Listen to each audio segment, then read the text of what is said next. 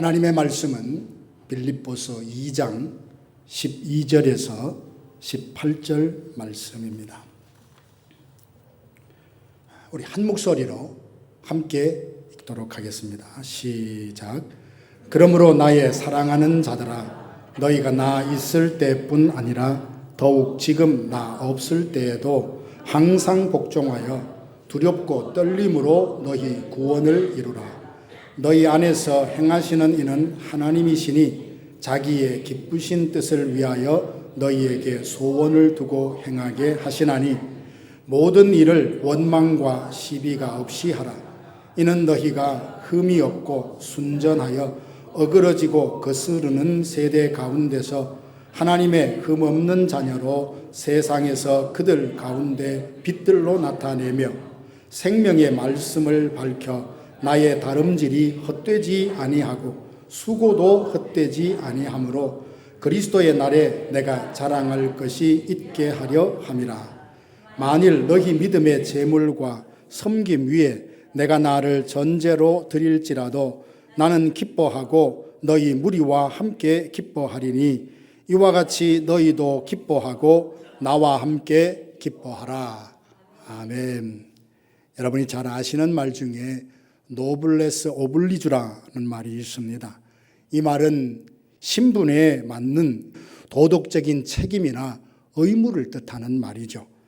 모름지기 어떤 신분이나 지위에 올랐다면 그에 맞는 의무와 책임을 감당하는 것은 지극히 당연한 것입니다. 자기의 신분과 지위에 걸맞게 책임과 의무를 잘 감당해서 모든 사람들로부터 존경을 받는 사람이 있는가 하면 자신의 신분과 권리를 주장하면서도 책임은 다하지 못해서 비난을 받는 사람도 있습니다. 예수를 믿으면 하나님의 자녀, 천국 시민, 그리스도인이라고 하는 지위와 신분을 갖게 됩니다. 그리스도인이란 예수님께 속한 자, 예수님을 닮은 자, 예수님을 따르는 자를 뜻하는 이름이죠. 그리스도인이란 곧 그리스도인으로서 감당해야 될 권리와 의무와 책임이 주어진다는 것입니다. 그러나 모든 사람들이 자기에게 주어진 영적 책임을 제대로 잘 감당하는 것은 아닙니다. 오늘 빌립보 교회도 그와 같았습니다. 예수 그리스도를 믿고 그리스도인이라는 이름은 가졌지만 그리스도인답게 살지 못하는 성도들이 빌립보 교회 안에 있었습니다. 천국 시민으로서 긍휼과 자비를 베풀어서 모든 사람들에게 그리스도의 향기를 드러내야 했지만 도리어 다툼과 허영을 쫓는 사람이 있었고 유오디아와 순두계라는 두 여성 리더들 간에 서로 긴장과 갈등으로 인해서 교회 분위기는 냉랭했던 것으로 알고 있습니다. 심지어 교회 안에는 십자가의 원수로 행동하는 사람까지 있다며 바울이 눈물을 흘리며 호소하기까지 합니다. 표대를 바라보며 부름의 상을 향하여 달려가야 될 그리스도인들이 복음에 합당한 삶을 살지 못하는 것을 안타까워하며 바울은 이 빌립보서를 기록하여 편지로 보냅니다. 교회가 권면이나 사랑이나 무슨 위로나 성령의 교제나 긍휼과 자비로 풍성해야 하지만 교회 본연의 모습을 잃어버리고 다툼과 허용에 빠져 있다는 소식을 듣고 너희 안에 예수 그리스도의 마음을 품으라 라고 권면을 합니다. 예수님의 마음은 스스로 낮추셔서 자기를 비워 종의 형체를 가지셨고 사람의 모양으로 이 땅에 오셔서 죽기까지 복종하셨던 그 마음을 품을 때 우리는 복음에 합당한 삶을 살 수 있다라고 바울은 말합니다. 바울은 오늘 본문에서도 예수님의 마음을 품고 그리스도를 따르는 자는 어떻게 살아야 되는지 구체적인 삶의 지침을 우리에게 주고 있습니다. 우리는 하나님의 은혜로 구원을 받아 그리스도께 속한 자가 되었습니다. 그러니 우리에게는 그리스도를 따르는 삶의 증거가 나타나야 함은 지극히 당연합니다. 그리스도를 따르는 자는 어떻게 살아야 할까요? 오늘 본문에서 세 가지 핵심 동사를 가지고 함께 살펴보기로 하는데 첫째는 온전한 구원을 이루도록 힘써야 합니다. 12절 말씀 보면 그러므로 나의 사랑하는 자들아 너희가 나 있을 때뿐 아니라 더욱 지금 나 없을 때에도 항상 복종하여 두렵고 떨림으로 너희 구원을 이루라. 우리가 구원 그러면 구원을 받았다 그렇게 표현하지 않습니까? 그런데 오늘 보니까 구원을 이루라라고 말씀을 합니다. 그래서 마치 이 말을 보면 우리의 공로와 우리의 어떤 행위로 구원을 받을 수 있는 것처럼 오해하는 분들이 있다면 이것은 잘못입니다. 구원을 이루라라고 하신 것은 이미 우리가 구원을 받았지만 아직 완전한 구원에 이르지 못했기 때문입니다. 하나님께서 우리를 하나님의 자녀 삼기로 창세전에 예정하시고 거듭나게 하시고 믿음으로 의롭다 하신 후에 주님 앞에 갈 때까지 우리는 날마다 거룩해 가는 과정, 성화의 과정을 거쳐서 마지막 영화의 단계에 이를 때 우리의 구원은 완성되었다. 그렇게 말을 합니다. 보면 빌립보 교회 성도들은 이미 믿음으로 구원을 받아서 하나님의 자녀가 되었습니다. 의롭다함을 받았습니다. 그들은 끊임없이 날마다 거룩해져 가는 과정 중에 있습니다. 그럼에도 그들에게 구원을 이루라라고 권면한 것은 아직 구원의 완성이 되지 않았다라고 하는 말씀입니다. 그리고 온전한 구원에 이루고자 하는 사람은 날마다 하나님과 친밀한 교제를 누립니다. 구원받기 전 모든 인간은 허물과 죄로 죽어서 하나님의 진노 아래 놓였습니다. 에베소서 2장에 의하면 구원받기 전 우리는 육체로는 이방인이요 그리스도 밖에 있는 자요 이스라엘 나라 밖의 사람이요 언약에 대해서는 외인이요 소망이 없는 자라라고 말합니다. 사망의 권세 아래서 죄의 종로로 타며 살아갔던 것이 구원받기 전 우리의 삶의 모습인 거죠. 이제는 하나님의 은혜로 말미암아 믿음으로 구원을 받아 그리스도의 피로 가까워졌습니다. 하나님과의 관계를 회복할 수 있었던 것은 온전히 하나님의 은혜입니다. 예수님께서 십자가로 하나님과 우리 사이에 죄로 말미암아 가로막힌 그 담을 십자가로 허무시고 하나님과 화목하게 해 주셨습니다. 이로 인해 우리는 예수 그리스도의 그 이름의 공로를 의지하여 주님 앞에 달려가 하나님이 베푸시는 은혜를 누릴 수 있게 되었습니다. 사랑받는 자녀로서 그 관계가 회복이 되었습니다. 하나님과의 관계가 회복되어서 우리는 하나님을 아바 아버지라 부릅니다. 예수님과 함께 기업을 물려받을 후사가 되었다라고 성경은 말합니다. 생명의 성령의 법이 죄와 사망의 법에서 우리를 해방시켜 주셔서 우리는 죄의 그 권세로부터 사망의 권세로부터 자유하게 된 진정한 자유인이 되었던 겁니다. 이제 하나님과 화목하게 되었으니 우리가 할 일은 성령을 의지하여 하나님과 날마다 친밀한 교제를 나누며 날마다 주님과 동행하는 삶을 살아가는 것이 구원을 이루어가는 삶입니다. 온전한 구원을 이루라 하심은 성화에 이루라, 거룩함에 이르라는 명령이기도 합니다. 구원받은 후에 우리는 하나님의 관계는 회복이 되었지만 우리의 영혼은 여전히 오염되고 부패한 상태로 남아 있습니다. 그래서 계속하여 죄를 죽이며 거룩해져 가야 합니다. 이것을 두고 우리는 성화라고 말하죠. 이는 마치 거지를 궁궐에 데려다가 왕자로 입양했을 때를 생각하면 쉽게 이해될 수 있습니다. 그는 오랫동안 거지로 살았습니다. 거지가 먹는 것, 거지의 사고방식, 거기에 삶의 방식에 살다가 왕의 특별한 은총을 입어서 궁궐로 들어가 왕자로 입양이 되었습니다. 그러면 그가 입었던 더러운 옷을 다 벗게 되겠죠. 지저분하고 누추한 생활 환경에서 옮겨져서 궁궐에서 생활하게 됩니다. 그는 누가 봐도 왕자예요. 하지만 그는 예전에 거지로 살았던 가치관, 추억, 습관에서 완전히 자유하지 못합니다. 비록 신분은 왕자지만 사는 곳은 궁궐이지만 여전히 그 어둡고 침침한 곳에서 살았던 그 생각, 그 습관을 점점 시간이 지나면서 벗어버리듯 우리의 구원도 그렇다 그 말입니다. 사랑하는 성도 여러분, 우리 안에 남아있는 영혼의 부패 그리고 이 타락한 부분들을 날마다 예수 그리스도의 그 보혈로 씻어내며 점점 더 거룩해져가는 그 삶을 노력하는 것이 오늘 바울이 말하는 구원을 이루어가는 삶입니다. 온전한 구원을 이루라 하시면 그리고 영적으로 성장하고 성숙하라는 명령이기도 합니다. 히브리서 6장 1절에서 2절 보면 그리스도의 초보를 버리고 완전한 데 나아가라 라고 말씀합니다. 때가 오래되어 마땅히 선생이 되어야 함에도 여전히 하나님의 말씀의 초보에 머물러 있고 단단한 음식을 먹지 못하고 어린아이처럼 젖만 먹는 단계에 머물러 있을 수 있습니다. 이것은 땅이 하늘로부터 내리는 비를 흡수해서 주인이 기대하는 합당한 채소를 내면 복을 받지만 은혜의 비를 흡수하고도 가시와 은근키를 내면 버림을 당하여 마지막 날 불사르게 될 것이라 경고합니다. 사랑하는 성도 여러분, 우리는 예수님을 믿어서 이미 하나님과의 관계가 회복되었습니다. 성령 안에서 우리는 의롭다고 칭함을 받았습니다. 하나님과 온전히 화목되었고 그리스도께 속한 그리스도인이 되었습니다. 그러므로 우리에게 남은 것은 마지막 영화의 단계에 갈 때까지 끊임없이 구원을 이루도록 힘써야 한다는 사실입니다. 그러면 우리로 하여금 완전한 구원에 이르게 하는 주체가 누구입니까?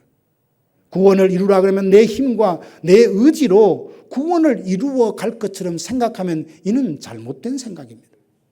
우리는 결코 우리 스스로의 영혼, 우리 스스로의 미래를 스스로 구원으로 이끌 수 있는 능력도 지혜도 없습니다. 13절 보니까 너희 안에서 행하시는 이는 하나님이시니 자기의 기쁘신 뜻을 위하여 너희에게 소원을 두고 행하게 하신다 했습니다. 그렇습니다. 우리로 하여금 그리스도를 따르며 온전한 구원에 이르도록 날마다 영혼의 오염과 부패로부터 거룩해져가는 그 모든 것이 성령이 내 안에서 역사하심으로 선한 소원을 두고 그 일을 이룰 수 있도록 지혜와 능력을 주셔서 이 일이 가능하게 하신다는 겁니다. 우리가 알 수 있는 것은 뭡니까? 성령을 전적으로 의지하고 성령을 쫓아 행하면 됩니다. 항상 복종하여 두렵고 떨림으로 너희 구원을 이루라 했습니다. 성령이 우리 안에서 효과적으로 하나님의 사람으로 구원에 이르도록 이끌 때 우리의 자세는 항상 복종하고 두렵고 떨림으로 그분의 인도하심을 쫓아야 합니다. 하나님은 인격적이시라 우리를 막무가내로 억압을 하거나 공포를 주어서 그렇게 억지로 끌고 가시는 분이 아니십니다. 우리 안에 스스로 인격적으로 동의를 하고 주님 옳습니다. 주님 내가 원합니다. 주님 내가 가겠습니다. 우리 마음에서 자원하여 우러나오는 고백을 참 기뻐하셔요. 이 고백도 이 자원함도 사실 알고 보면 하나님께서 내 안에 은혜를 베푸셔야 일어날 수 있는 생각입니다. 아무것도 없는 상태에서 내가 스스로 하나님을 찾아가는 것이 아니라 마음의 동기부터 과정의 모든 것을 하나님께서 은혜를 베푸셔 성령이 내 안에서 감동감화 역사함으로 그 일들을 이루어 가신다는 겁니다. 그러므로 우리는 항상 주의 말씀에 하나님께 복종하는 이 태도가 필요합니다. 우리는 믿음으로 구원받습니다. 그러나 그 믿음이 참되다 진실되라는 것을 어떻게 알 수 있습니까? 입술로 믿는다는 고백뿐만 아니라 그 삶에 하나님의 뜻일 때 하나님이 기뻐하는 뜻일 때는 조건 없이 아멘하며 순종할 수 있는 삶을 통하여 그 믿음의 진가가 드러나게 되는 겁니다. 사랑하는 성도 여러분, 그리스도를 따르는 자들은 항상 복종하고 두렵고 떨림으로 구원을 이루어 가기를 힘써야 합니다. 날마다 성령을 의지하여 내 안에 있는 죄를 죽이고 영혼의 오염과 부패에서 벗어나 거룩함에 이르도록 힘써야 합니다. 그래서 그리스도를 아는 그 지식에서 점점 자라가십시다. 하나님은 내 안에 소원을 두고 일하십니다.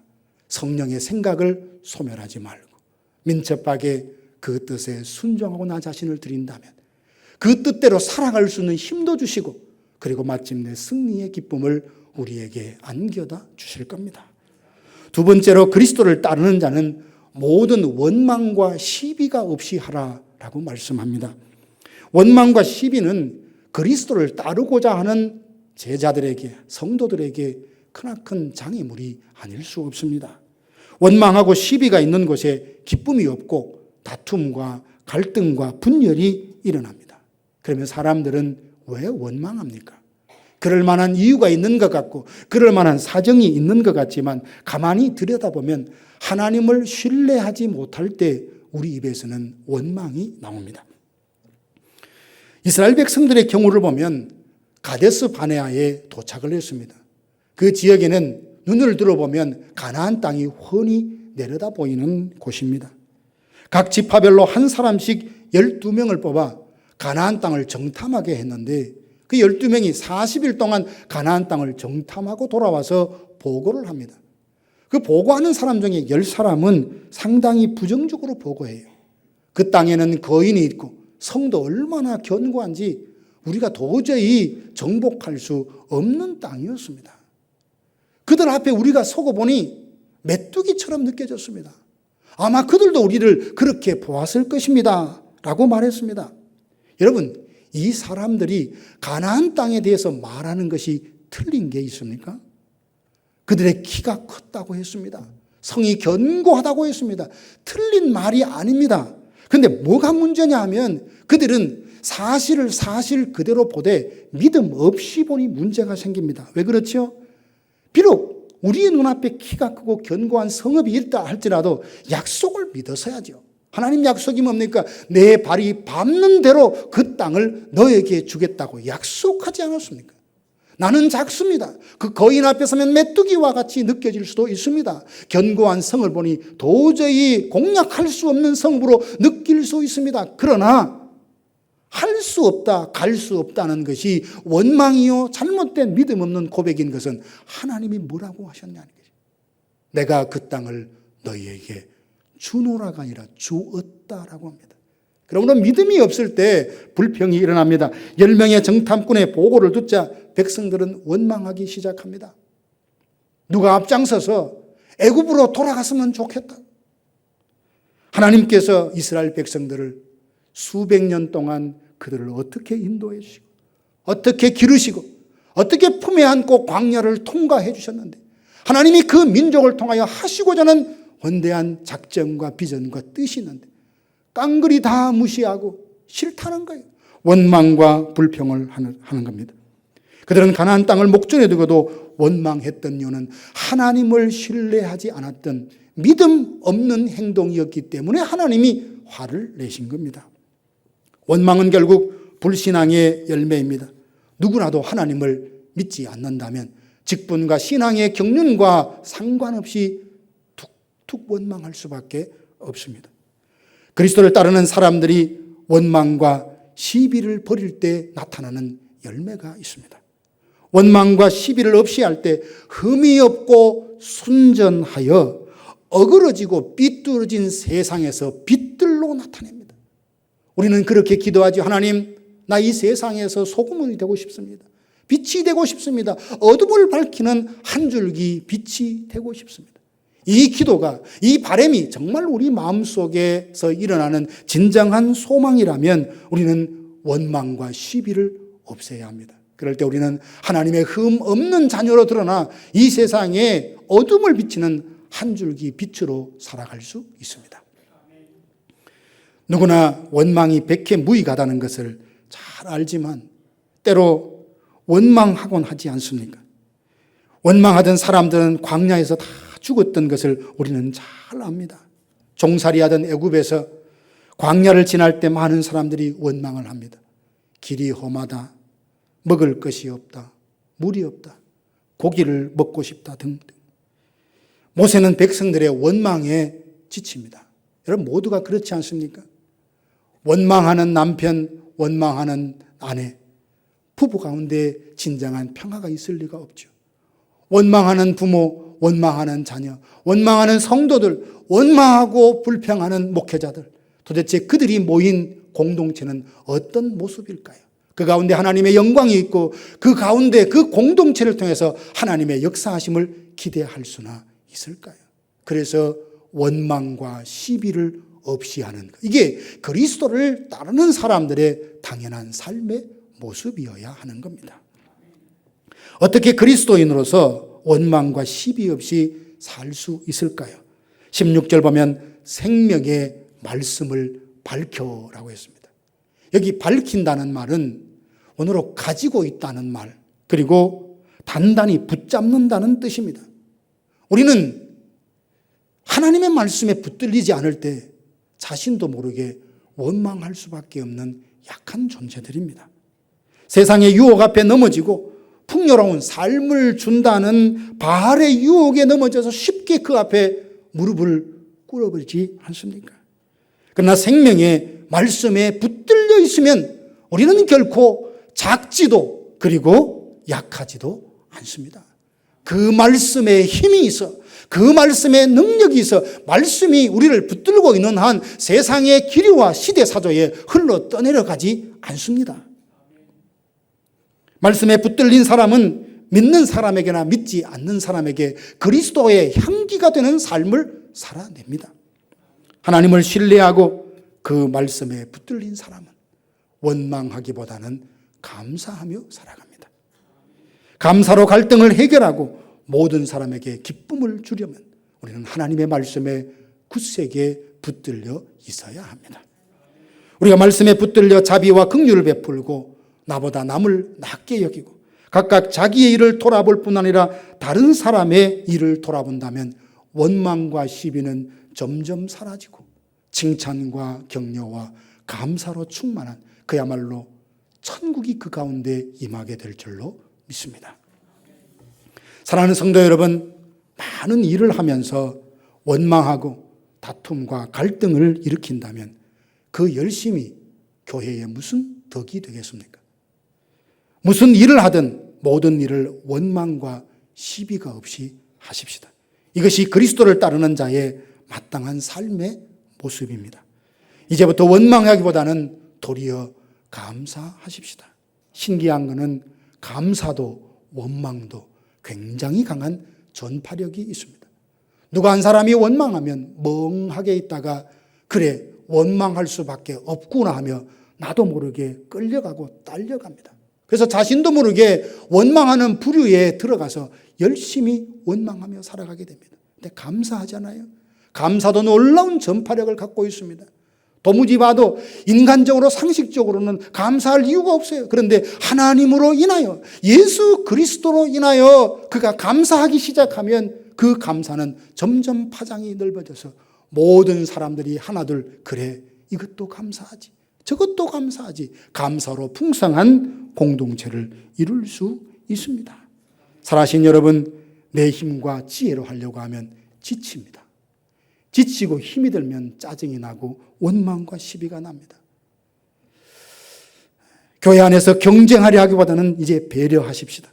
그리고 하나님의 능력을 힘입어서 일하십시다. 원망과 시비가 없이 하나님의 흠 없는 자녀가 되어 이 세상의 어둠을 밝히는 한 줄기 빛들로 살아가는 진정 그리스도를 따르는 우리 모두가 되기를 주님의 이름으로 축원합니다. 세 번째로는 기뻐하라 그랬습니다. 기뻐하라. 17절 18절의 세번역 버전으로 보면 여러분의 믿음의 제사와 예배에 나의 피를 붓는 일이 있을지라도 나는 기뻐하고 여러분 모두와 함께 기뻐하겠다. 이게 무슨 뜻인가 하면 이 말씀을 통해서 바울이 느끼는 지금 감정이 어떤 것을 여러분 느낄 수 있습니까? 빌립보 교회 성도들을 위해서라면 자기의 몸을 온전히 다 내어 드릴지라도 심지어 관제, 재물의 기름으로 다 뿌려진다 할지라도 나는 기쁘다 이런 말입니다. 누가 누군가를 위해서 자기를 다 내어주는 희생 그 자체를 기뻐할 수 있겠습니까? 세상 사람들은 이해하지 못하고 깨닫지도 못하는 기쁨이죠. 바울은 지금 감옥에 갇혀 있습니다. 성도들이 갇힌 사도를 생각하며 걱정을 합니다. 아이고 어떻게 하면 좋으나. 그런데 갇혀 있는 바울은 너무나 기뻐합니다. 나를 누군가가 옥에 가두고 채찍으로 때린다 할지라도 어떤 상황 가운데서 내 안에 주신 진정한 기쁨은 아무도 빼앗을 수 없다며 주 안에서 기뻐하라고 끊임없이 성도들에게 권면하고 있습니다. 대단한 성공을 거두었거나 많은 물질을 얻었거나 높은 지위에 올랐기 때문에 나는 기쁘다 그렇게 말하는 것이 아닙니다. 그들을 위하여, 성도들을 위하여 자기의 모든 것을 내어줄지라도 나는 기쁘다. 이 기쁨을 너희들과 함께, 성도들과 함께 누리고 싶다고 권면을 하고 있습니다. 우리가 일상 중에도 느끼는 기쁨들이 참 많이 있습니다. 기대했던 것보다 더 많은 수입을 얻었을 때 기쁘잖아요. 그때 기쁜 것을 감추며 이런 기쁨은 세속적이야 하면서 입을 감추며 그렇게 감출 필요 없어요. 하하 웃으면서 하나님 내게 복을 주셨다고 기뻐하셔도 됩니다. 건강을 걱정했는데 병원에서 검진 결과가 아무 이상이 없습니다 라고 할 때 우리 마음속에 기쁨이 있지 않습니까? 맛있는 음식을 먹을 때도 기쁩니다. 또 어떤 분들은 최근에 귀여운 손주를 얻었으니 얼마나 기쁘겠어요. 이런 일상생활 중에 느끼는 소소한 기쁨들이 참 많이 있습니다. 이걸 정죄할 필요가 없어요. 이건 하나님이 우리에게 주신 복이에요. 그러나 우리는 그 기쁨을 넘어서는 차원 높은 신적인 기쁨을 누릴 수 있어야 합니다. 인도의 슬럼가에서 평생을 섬겼던 테레사 수녀는 이런 말을 했다고 합니다. 남들에게 섬김을 받고 대접을 받을 때 거기에는 인간적인 기쁨이 있다. 그러나 내가 이웃을 섬길 때는 거기에는 신적인 기쁨이 있다. 여러분, 예수 믿지 않는 사람은 깨닫지도 누리지도 이해할 수도 없는 그 기쁨, 예수 안에서 우리가 누릴 수 있어야 하지 않겠습니까? 제자들에게는 세상이 알 수 없는 신적인 기쁨이 있었습니다. 그들에게는 거룩한 기쁨이 있었습니다. 성령으로 충만하여 예수 그리스도의 십자가와 부활을 전하니까 산헤드린 공회에서 그를 붙잡아 왔습니다. 위협합니다. 웬만한 유대인들은 산헤드린 공회 앞에 서기만서도 다리가 후들후들 떨릴 정도로 두려워합니다. 그런데 제자들은 어떻습니까? 아주 당당하게 대제사장과 사두개인들이 시민회에서 다시는 부활을 전하지 말라고 위협을 하는데도 불구하고 당당하게 우리는 보고 들은 것을 전하지 않을 수 없다며 나오면서 사도들의 반응, 제자들의 반응이 이러합니다. 그 이름을 위하여 능욕받는 일에 합당한 자로 여기심을 기뻐하면서 공회를 떠나리라. 하나님이 나를 복음 때문에 고난을 받은 사람으로 지정을 하시고 지명을 해 주셨다고 생각해 봅시다. 하나님, 왜 하필 나입니까?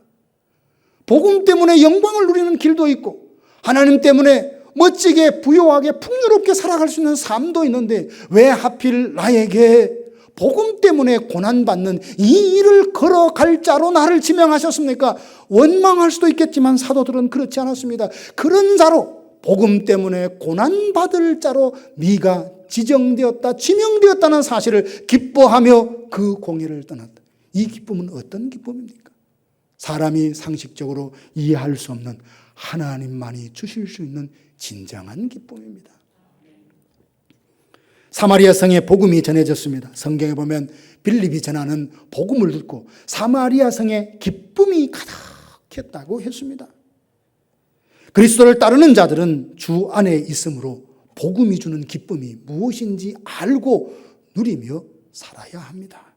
이 기쁨은 무언가를 소유했기에 갖는 기쁨이 아닙니다. 하박국 선지자의 경우를 여러분 아시죠? 비록 무화과 나무가 무성하지 못하고 감람나무에 소출이 없고 포도나무에 열매가 없을지라도 나는 기뻐하다. 왜요? 나는 구원의 하나님으로 인하여 기뻐하고 즐거워하고 기쁘다라고 그가 고백하지 않습니까? 우리는 그리스도를 따르는 그리스도인입니다. 우리의 마음에 제자들에게 있었던 기쁨, 바울에게 있었던 기쁨, 하박국 선지자에게 있었던 그 기쁨, 이 세상이 알 수도 없고 그 누구도 그 무엇도 빼앗을 수 없는 진정한 기쁨을 우리 가운데 충만하게 부어주셨어요. 그 기쁨을 날마다 누리며 사는 모든 성도들 되시기를 주님의 이름으로 축원합니다. 그리스도를 따르는 자들에게는 주를 위한 희생과 수고의 기쁨도 됩니다. 어떤 분이 그럽니다. 목회자가 목회하는 것이 얼마나 힘듭니까? 힘들죠. 그렇지만 능히 그 힘듦을 뛰어넘을 수 있는 하나님 주시는 기쁨이 있습니다.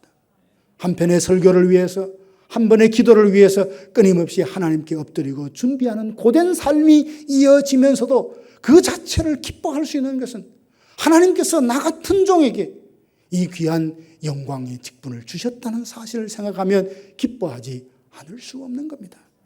여러분도 그럴 겁니다. 주일날 그렇게 한 주간 동안 피곤하고 주일날 왜 그렇게 땀 흘리며 교회에서 일하냐? 그 안에 주님이 주시는 기쁨이 있기 때문에 그렇습니다.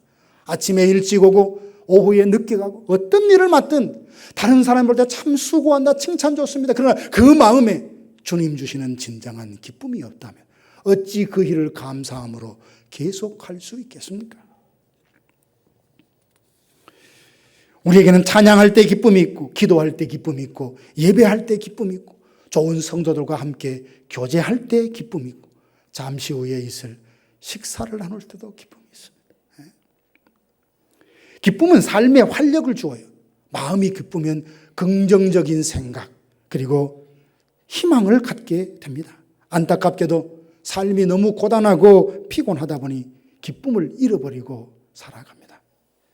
좀 부끄러운 고백입니다만 직장 생활을 할 때입니다. 누구든지 주위에서 저보고 그냥 서목사라고 그렇게 불렀습니다. 신학교도 가지도 않고 회사 생활하는데. 근데 한 번은 제가 어깨에 두 손을 쭉 늘어뜨리고 있으니까 그 불교를 믿는 선배가 찾아와서 예수 믿는 작자가 이렇게 기운이 빠져 있냐고 할 때 정신이 바짝 들었습니다. 바짝 들었습니다. 우리는 누구보다도 기뻐할 이유가 있습니다. 그럼에도 불구하고 세상 사람들이 다른 이유로 잠시 있다가 사라질 허망한 것을 두고 기뻐하는 그 기쁨마저도 우리가 없다면 세상이 우리를 보고 예수님 믿고 싶다 그런 마음이 들겠습니까? 너 믿는 예수 가짜라고 속으로 말하지 않겠습니까? 사랑하는 성도 여러분, 그리스도를 따르는 사람은 항상 기뻐하며 다른 사람까지 기쁘게 할 수 있는 사람이어야 합니다.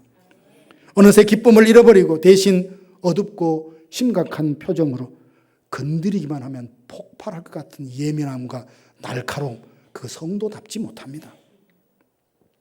이번에 수양회를 가면서 어떤 목사님을 뵀습니다. 참 말 자체가 얼마나 따스한지 격하고 거친 말 한마디가 없어요. 그래서 가까이 가서 여쭤봤더니 국어 선생님 하셨더라고요. 국어 선생님. 그리고 아나운서였어요. 톤이나 말이나 높낮이에서 모든 부분에서 그래서 대화의 목사님들의 그 대화 분위기를 마치 토크쇼 누가 사회자로 맡긴 것처럼 자연스럽게 그 마음에 있는 생각과 목회관을 줄줄 편하게 이야기할 수 있도록 인도하는 것을 봤습니다. 그 속에 그분에게는 기쁨이 있더라고요. 사랑하신 여러분, 우리는 지금까지 그리스도를 따르며 믿음의 길을 걷기 위해 힘쓰고 그렇게 살아오셨다는 것을 압니다. 호흡이 멈추는 그 순간까지 표대를 향하여 믿음의 경주를 달리며 영적 순례자로 살아가야 될 우리의 사명 저버리지 마십시다. 노블레스 오블리주는 사적으로 높은 신분을 가진 사람들에게만 적용되어야 되는 것은 아닙니다. 우리도 하나님의 자녀요, 그리스도께 속한 자로 그리스도인 천국 시민이 되었으니 우리는 하나님 앞에 성도로서 그리스도인답게 살아가야 될 삶의 책임과 의무의 모습이 있습니다. 세상을 보십시오. 어그러진 세대, 자기를 좋아하고 돈을 좋아하고 쾌락을 사랑하는 이 세대 가운데 살아가는 우리는 그리스도를 따르는 사람으로서 어떻게 살아야 되겠습니까? 항상 복종하여 두렵고 떨림으로 구원을 이루기를 힘쓰십시다. 모든 일에 원망과 시비가 없이 하십시다. 자신을 돌아볼 뿐 아니라 다른 사람의 일들을 돌아보며 고통 중에 있는 자들을 외면하지 말고 지친 그들에게 어깨를 빌려줄 수 있는 여유로운 하나님의 사람들이 될 수 있기를 원합니다. 마지막 예화를 끝으로 말씀을 마무리하려고 합니다. 아프리카 오지에서 병원을 운영하고 있는 의료 선교사님이 계셨습니다. 어느 날 한 흑인 청년이 정근에서 칼로 나무를 찍다가 그만 자기 발등을 찍어서 피를 철철 흘리며 나뭇잎으로 대충 감고 그 병원을 찾아온 겁니다. 근데 잠시 후에 선교사님이 그 흑인 청년을 치료하는 과정에 어머니가 금세 뒤따라 왔습니다. 밀림에서 어떻게 여기까지 찾아왔을까 그 선교사님이 물어봤답니다. 그랬더니 그 어머니의 대답이 퍽 인상적이었답니다. 아들의 핏자국을 보고 따라왔지요. 아들의 그 핏자국을 보고 따라왔지요. 선교사님은 이 말이 하나님이 자신에게 주신 그 음성으로 들려졌다고 했습니다. 우리는 많은 것들을 따라갈 수 있습니다. 예수 믿는 그리스도인이라면 하나님의 은혜로 구원받은 우리가 누구를 따라가야 되겠습니까? 세상의 욕망과 성공과 잠시 있다 허망한 것을 따라갈 것이 아니라 날 위해 십자가에 피 흘려주시는 예수 그리스도의 그 십자가를 따라 묵묵히 우리에게 주어진 믿음의 길을 걸어가는 것, 이게 진정한 그리스도를 따르는 사람이 아니겠습니까? 저와 여러분 우리 모두가 진정 예수 그리스도를 따라가는 하나님의 사람이 되어서 이 어두운 세상에 한 줄기 빛으로, 그리고 모든 사람들로 하여금 그리스도께로 돌아오게 하는 멋진 그리스도인으로 살아가게 되기를 주님의 이름으로 축복합니다.